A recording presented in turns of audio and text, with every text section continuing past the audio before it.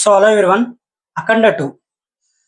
అఖండ two Balayya Babu career లోనే release కాకముందుకే 100 కోట్లకు పైగా బిజినెస్ చేసింది కానీ సినీ ట్రేడ్ వర్గాలు తెలుపుతున్నాయి.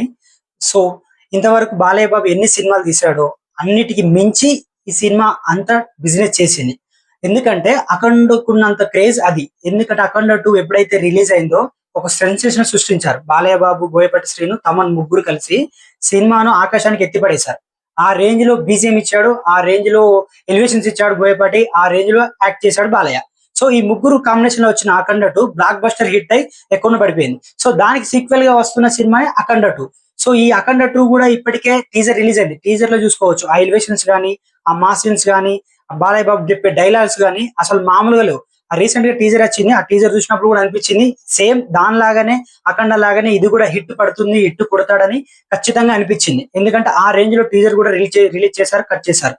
ఇక బోయపాటి విషయానికి వస్తే బోయపాటికి కావాల్సింది ఫైట్స్, ఎలివేషన్స్ రెండే.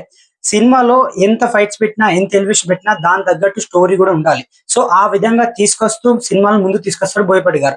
సో ఆయనకు తగ్గట్టుగానే బాలయ్య బాబు గారు ఉంటారు కాబట్టి సో తనతే కీయకార్యాన్ని చేసింది. ఈ అఖండ సినిమా ఎంత దేశ ఆకాశంగా ఎత్తి పడేశాడు బాలయ్య బాబు. ఆ రేంజ్ లో ఆయనకు తగ్గట్టుగా ఇచ్చి పడేశాడు. అది పోను మ్యూజిక్ గురించి మాట్లాడుకుంటే తమన్ ఎప్పుడైతే తన గ్రాఫ్ క్రియేట్ చేసుకున్నాడో అఖండ సినిమాతో ఆ లెవెల్లో వెళ్ళిపోయాడు. అప్పటి నుండి తమన్ కూడా మంచి మంచి బ్యాక్గ్రౌండ్ సినిమాలకు మ్యూజిక్ ఇచ్చాడు, ఆ లెవెల్లో చూపించాడు. రీసెంట్ గా వచ్చిన ఓజీ సినిమా కూడా చూసుకున్నట్టయితే ఏ రేంజ్ లో చూపించాడో మనం చూసుకోవచ్చు. ఎందుకంటే పవన్ కళ్యాణ్ గారు జస్ట్ స్వాగ్ నడిచొచ్చి ఆ ఎలివేషన్ ఇస్తే, ఆ బ్యాక్గ్రౌండ్ మ్యూజిక్ వస్తే చాలు అసలు అక్కడ పూనకలు లేసాయి సినిమాలో, థియేటర్ లో.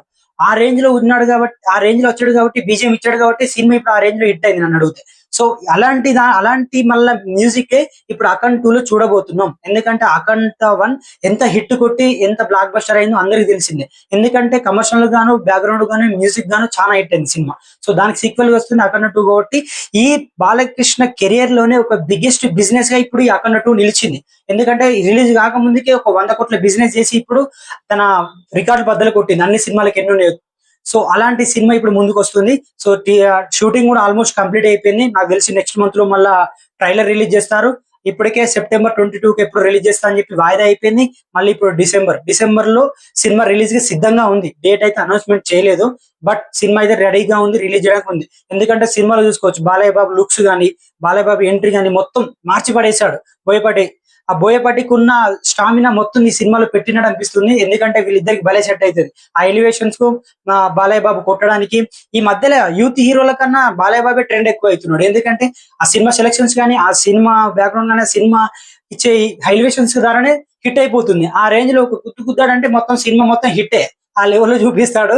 ఎందుకంటే దాని తగ్గట్టు బాలయ్య బాబు సినిమా ఎప్పుడైతే తీస్తున్నాడో దానికి తమన్ గారు మ్యూజిక్ అని తెలిస్తే ఆటోమేటిక్ గా నందమూరి తమన్ అనేస్తున్నారు. ఎందుకంటే ఇప్పుడు ఇంత ముందుకు వచ్చిన డాకు మహారాజు సినిమాకి ఎంత బ్యాక్గ్రౌండ్ మ్యూజిక్ ఇచ్చి ఇట్టు తెప్పించాడో దానికి తగ్గట్టుగా ఒక బిఎండబ్ల్యూ కార్ కూడా ఇచ్చారు బాలయ్య బాబు గారు తమన్ గారికి.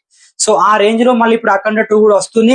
మళ్ళీ అప్పుడే అఖండ రేంజ్ లో థియేటర్లు బద్దలు కొట్టిన తమన్ ఈసారి మాత్రం తగలబెట్టిపోతాడు. మళ్ళా ఎలా అయితే ఓజీకి ఇచ్చాడో దాని లెవెల్లోనే దానికి తగ్గట్టుగానే ఇస్తాడు తప్ప అంతకుమించి తగ్గడు. అఖండ సినిమా అయితే నాకు తెలిసి అప్పుడైతే మ్యూజికల్ గా ఎలివేషన్ తో హిట్ అయినట్టు. సో దీంతో కూడా ఇప్పుడు అఖండ 2 కూడా గట్టి మ్యూజిక్ ఇచ్చి రఫ్ ఆడిస్తాడని అనుకుంటున్నాం. మొత్తం మీద అయితే సినిమా కంప్లీట్ అయ్యి రిలీజ్ కోసం వెయిట్ చేస్తున్నారు. మొత్తం మీద తొందరగా రిలీజ్ అయినట్టు కోరుకుందాం.